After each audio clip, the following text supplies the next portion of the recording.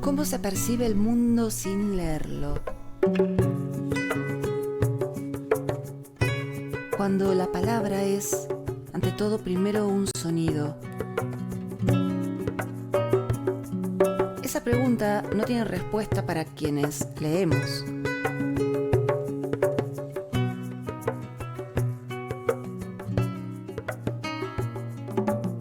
Los colores, el movimiento, los sonidos aparecen con una fuerza distinta.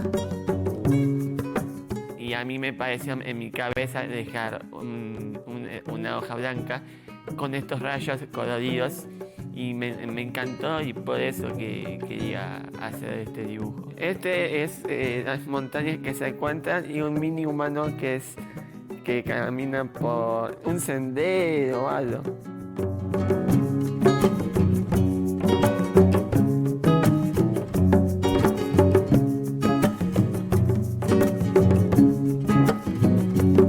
Franco tiene una respuesta y a través de sus pinceles, así es como lo cuenta.